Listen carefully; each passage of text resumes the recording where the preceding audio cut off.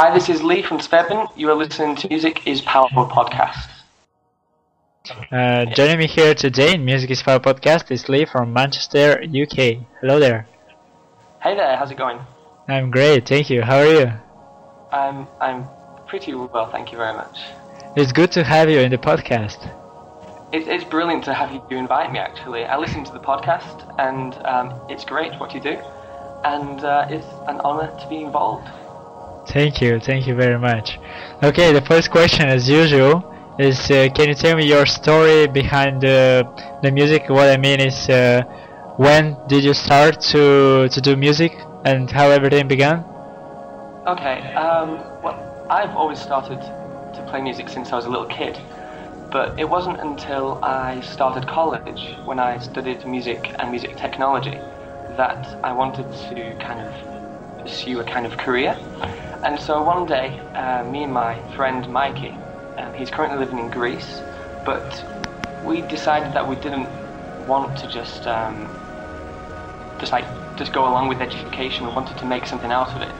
And so we started to kind of build our own recording studio. And with that, we wanted to help the local community with maybe kids wanted to record themselves for the grandparents and produce a little CD. So we did it for that reason, and one day a person didn't turn up, and we were kind of bored, and so we started to make music together, and so it started 2 years ago in 2006 during the summer, where we used to record it under the name Cascade. And the other day I was actually listening to some of the old music we used to play, and then Mikey went off to university, and I went off to Germany. And so it kind of departed, and the music fizzled out. And whilst I was in Germany, and as I've studied the kind of modern and contemporary classical music, it kind of inspired me to create something different to what I've always normally listened to. And so I messed around with soundscapes, and it just felt right to make it. And so at the start of this year, January 2008, whilst I was in Germany, I just started to make, and I just decided to make a small EP just for people. I didn't really know how people would take it, and yeah, I just played and just wrote down ideas and how I wanted things to be, and just wrote down on Cubase how I wanted the music to sound like, and released it myself. And that is honestly the story of how it's come to today. And what about the name Svefn? You have wrote. I just saw that you have wrote in your MySpace. It's Icelandic language. Yes. Can you say more to the listeners?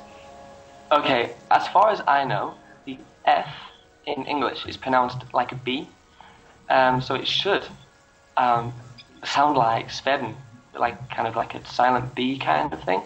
So it's Svefn, yeah. And it is Icelandic, yes. And can you tell us what it means in English, and also can you tell me why have you choose this name, this word? Okay, Svefn means dreaming or sleep in Icelandic, and I thought that name was perfect because when people call you by your name, you want to stand for who you stand for, and so when people realize that Svefn means sleeping or dreaming, I want people to realize that when they listen to the music, that it kind of mirrors the name, and you are going to get what you're reading. And talking about the music, you have really a good taste in music. I mean, what I mean by that is your music is quite interesting and quite different from all the things I have heard already. And oh, really? yes, and it's quite a lot of things. And really, how have you choose to do this kind of music, and what inspires you to do it? Okay, it's what's in my head, really. I'm not entirely sure. There are a lot of course, influences out in the music industry right now, which obviously influence the way you think and the way that you act. And there are influences within my music which I don't take for granted. I appreciate that everybody makes music, and I take everything into consideration. Um, and there's a band called Belong who are from New Orleans in America, and they created this sound which I absolutely adored, and I kind of wanted to experiment with a drone kind of sound, but kind of make it. I'll make up an English word, but it's anthematic, kind of like an anthem, but soundscapes, because you hear a lot of soundscapes and drones, and they're very mellow or they're very long. But I wanted to create kind of short songs that had impact, but still soundscapes at the same time, and that is where I created the music. That's where I created it. And what about the albums you just said? Not the albums, but I'm really not sure. What about the Plantum Channel compilation Part 1 and Board Music Volume 5 and NT and S03? Okay, yeah. Okay, well, when I released the EP for free in January, that all rhymed. A great guy from Glasgow said he was starting a new net label called Phantom Channel. And he said he really liked my music and he wanted it to be a part of it, and he said that my music fit well. And by all means, I'll let anybody use my music for free, because it's free to download, and if people want to use it for whatever reason, then by all means they can do. And I was really astonished that people wanted to put my music out there and for me to be known, which is great that you want me to do this interview as well. And Phantom Channel, they released a 2-part compilation. I featured on the first part, and it was great to be part of that. There's amazing artists on there which I was influenced by. I mean, there's Elite Barbarian, Engine 7's on there. I mean, it's really great, and I got a lot of positive feedback as well. Board Music Volume 5. Board Music Volume 5 is written by a guy called Svefn, and he writes a blog on WordPress called Board. Just basically Board. And I was just, on your website you can check who kind of looks at pages and clicks on links to your webpage. Well, I was just looking at that, and I saw this kind of Board music, and I thought, oh, what's this? And I just looked, and there was a brilliant review of my EP on there, and also a link to a compilation, which was titled Board Music Volume 5, and I happened to be on there as well. And I was completely astonished because I had no idea. But of course I was grateful for it.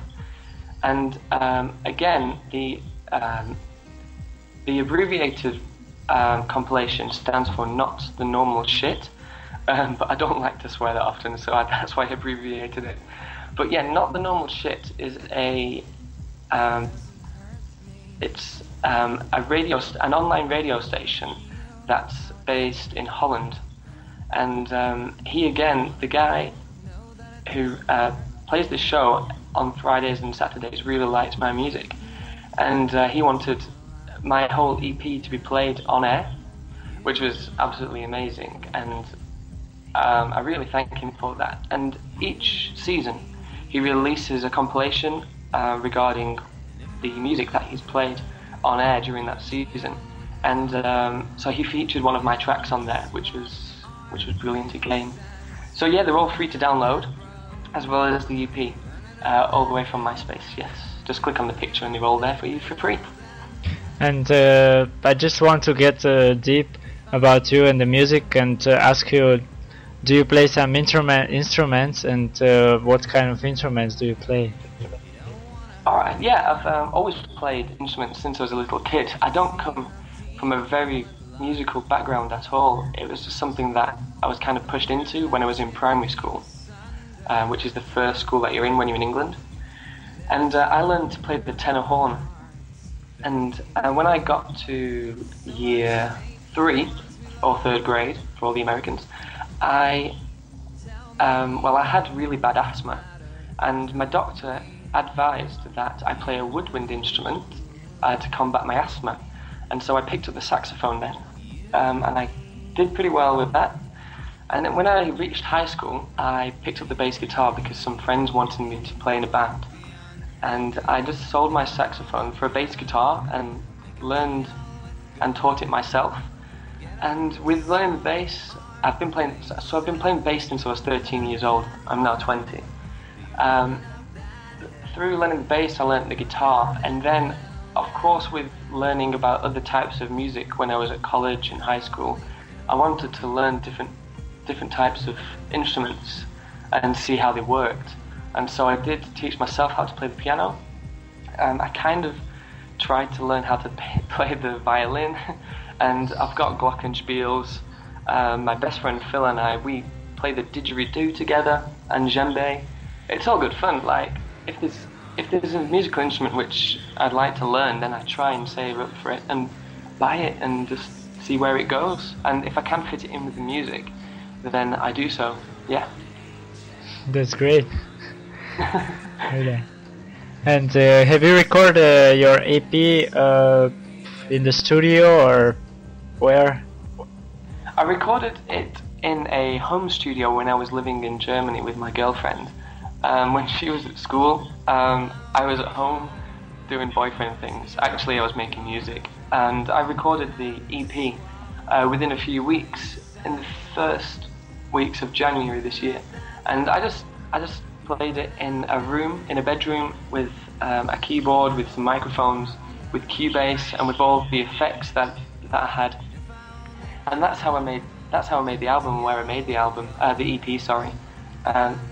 It was just as basic as that. There was no travelling here, travelling there, and I believe it came out really well, and so I was happy with it, and that's why I released it. Many bands have actually recorded their EPs or albums in the bathroom, and you're one of them. Yeah, I'm one of. I think I'll always continue to do so because playing in the studios is so expensive, and of course when you release your music for free, you don't get anything back. So I don't mind playing with computers at all because I studied using computers to record at college. So I'm happy with doing that for as long as I can. Yeah, and also with recording with other artists as well. It's easier to record in your bedroom or in your home studio, and then you can send the files over to other people and they can change them, add to them. So yeah, it's good for more ways than one. And so about the EP again, I just want to say that if I get it right, people can go to your MySpace website and download it for free. I'm right? That is correct. Yeah, on the MySpace page, you can stream all the songs as you can on MySpace for free. And below the music player, there's a little picture of the EP art which I did, and you can just click that, and it'll send it straight to download right away. And what was this actually? Really, was this drawing on the cover? Is it meaning something or? It doesn't mean a thing. Okay. It was. If I had time, I could have got people to do art for me, and if I had time, I could have tried to do it myself. But actually, I'm absolutely rubbish at drawing and painting and things, so I just decided to put a little minimalistic line on the EP art cover. And talking about the drawings and everything else, I just saw those amazing pictures on your profile in MySpace. Have you done them as well? I haven't done them actually. Svefn is kind of, as well as a musical project, I kind of want people involved with it. And so there's a few people around the country and around the world which are helping me with it. And if I'm into somebody's photography and they're happy for me to use it, then I'll put it on my MySpace and give them credit for it. So yeah, the photographs on there are completely amazing, and I appreciate people who send them to me. And on the MySpace as well, in the biography, it gives a list of the people that helped me and contribute towards the photography, the artwork, the poetry, and other sorts of things. Yeah, it's great, really. Your MySpace profile is really good, and with the music and the photos, and there are some paintings as well, and there are some poems as well. Yes. and it's Yeah, pretty yeah. good. Thank you very much. Yeah, I wanted it to give it's a kind of web page kind of feel where people can look at things, listen to the music as well as reading and looking and taking things in as they want. And I think it's kind of worked out well because I do get a lot of feedback. I'm not saying that I'm amazing, but I get feedback saying people really like the page, and I like the page too. I mean, I like looking at it. And it's you don't have actually talk. I want to talk about your shows. Do you have shows as well? I mean, gigs or something like that? Currently, I don't have live shows, but I'm working towards them. In the future, we've got a few more EP releases and an album for next year, and the EPs will hopefully be released at the end of this year as well.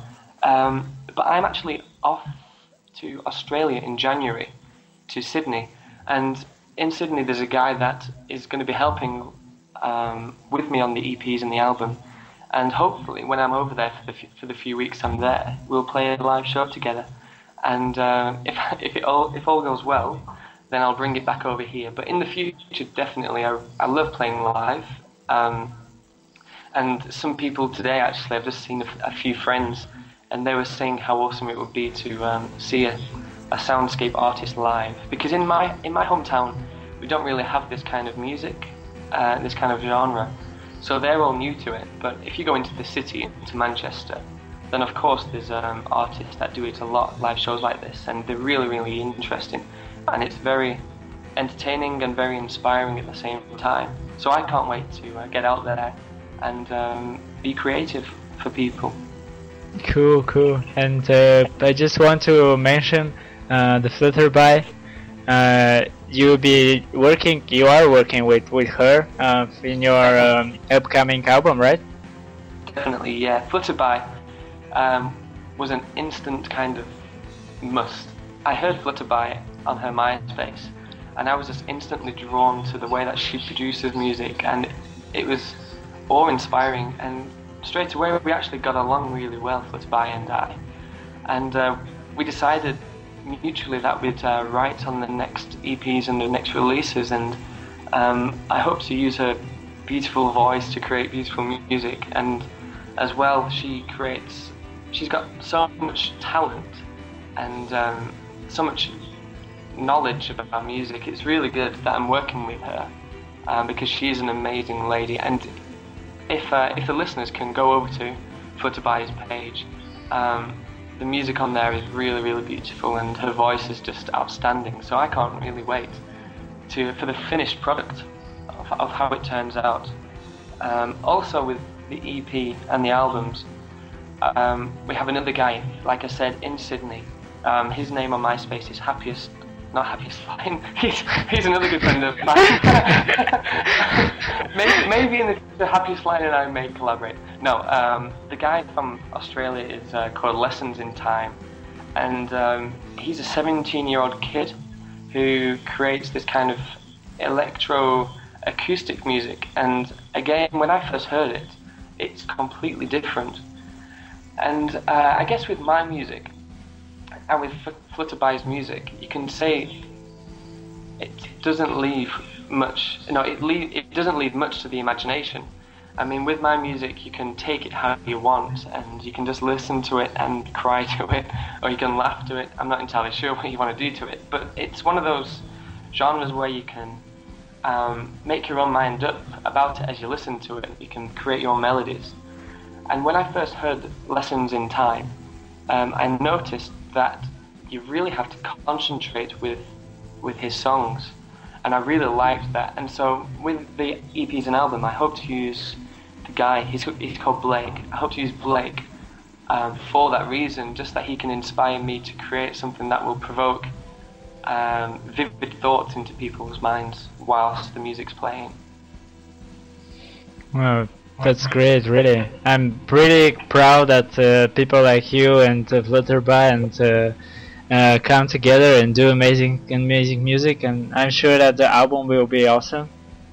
Thank you very much, yes. Really, yes. I can't wait. Next year it will be released on a German label called Resting Bell, and so I'm really excited about that, and hope it all goes well for us. Okay, and usually my last question is about involving a fun story in a show, on a gig. Do you have something like that? A story? Yeah, do you have some funny story involving your gig or your music or something like that? Oh, I'm not entirely sure, to be honest. I'm afraid.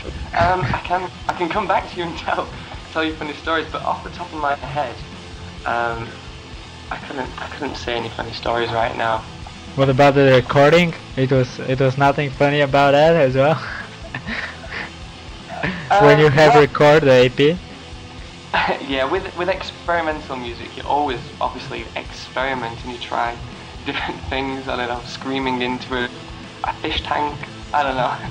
People do it. I know people who scrape drumsticks into Lego boxes. You know, the building brick boxes as kids. There's funny things that people can do. But honestly, Demeter, I'm pretty boring when it comes to creating my music. No. For the next album, okay, I promise I'll do something really strange so I can tell you about it. Okay? Okay. Cool. I'll do that just for you. I'll do something specially for you. Okay, thank you very much. No problem. Thank you very much. Okay, thank you very much for the interview. It's not a problem. And just wanted to ask you if you want to say something that you didn't have the opportunity. I didn't give you the opportunity to say it. If you want, you can say it. I don't think there's anything. The only thing I can think of really is the inspiration, the whole inspiration, and the reason why the three of us, Lessons in Time, myself, and Flipped by collaborating, is a kind of spiritual reason as well, if you don't mind me saying it. I mean, I'm open-minded when it comes to people's beliefs, but for us, we all believe in the same God, and it's great when you have that kind of unity within people, because you can have unity within the instruments you play or the kind of genre of music you like, but when it's about the kind of spiritual reasons and the reason why you live, when you start to create music like that, things get really personal and really amazing. And I think that is one thing which will come across in the EPs and the albums in the future, is that there is a kind of spiritual element towards the music that we're creating together. So that's basically it, really. There is a reason why we're doing it, and it's for the glory of God. The first band is the Verve. The who? The Verve, you know? The Verve? Yeah. Oh, Bittersweet Symphony. That's one of the names of the songs. I used to listen to them, of course, when I was a little kid growing up with the whole Britpop thing, and that song, Bittersweet Symphony, it was a good music video, it was interesting, and I believe they've released a new album, but I haven't listened to it, but they're okay. Brings back good memories when I listen to that song. Okay, and Björk? Inspiration. Björk. I'd marry Björk. I would marry Björk. Her voice is amazing, and her production is great. I've never seen her live. I'd love to see her live, but her albums are amazing. The new album is absolutely bonkers, if I can say the word. It's very, very different, and I really like it when artists produce something out of the norm and it challenges people to go with them. And so I really like Björk for that reason, that she is not typical at all. And Sigur Rós? Sigur Rós, they're another Icelandic amazing band. I've seen them live, and I was absolutely blown away by their live performance during the TAC tour. And I've been into them since the Untitled album, and I love what they do. I love their ideas and the beauty that comes with the music. It really can take you places, and I'm actually glad it's got into the mainstream, because it gives a wider audience and in England they are really popular now. They've been on advertisements and they've played on national shows. So it's good that they're playing around, just giving people a new feel to music and something new to listen to for when they're feeling a different mood. So I really like them, and I'll listen to them for a long time, I'm sure, because they're really good with ideas. And the next band is Mum. Oh, they're brilliant. They are fun. I think they have to be the cutest band in the world. I mean, the girl's voice and the sound of the glockenspiels and the toys that they use, it's all playful and it's beautiful and energetic at the same time. And again, I won't get tired of them, and I hope to see them. I haven't seen them live yet. I've yet to see them live. I just missed them in Manchester on a festival, a one-day festival a few weeks ago. But unfortunately I couldn't make it. So yeah, they're a real inspiration to a lot of artists, I'm sure. And Flutterby? Flutterby is beautiful. She has to be one of the most beautiful ladies in the world and one of the greatest mums in the world as well. She's a mother, and yeah, she's a great inspiration to me. Her music is music to my ears and to my heart and to my soul, and I'm not going to get tired of listening to Flutterby's music and to listening to her when we're talking on Skype. I mean, we have really good conversations and we have great ideas that we just bounce off each other. So I'm gonna be staying behind her for a very long time, just hoping that she breaks it in the music industry, and just being behind her as a friend as well as a musician. And the last artist is Svefn. Svefn? Yeah. As in my music? Yes.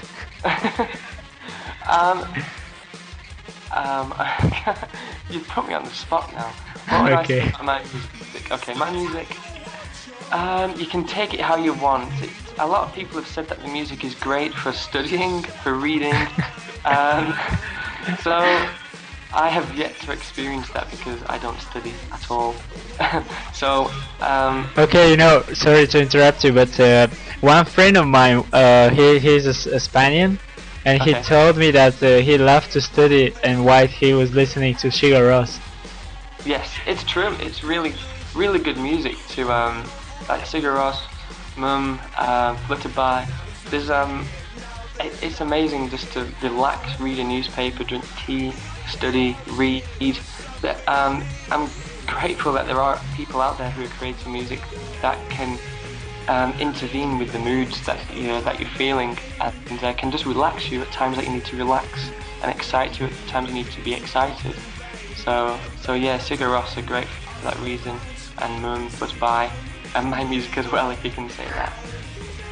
Yeah, just want to say that you and Sigur Rós are on the same level. Really? How do you mean? No, because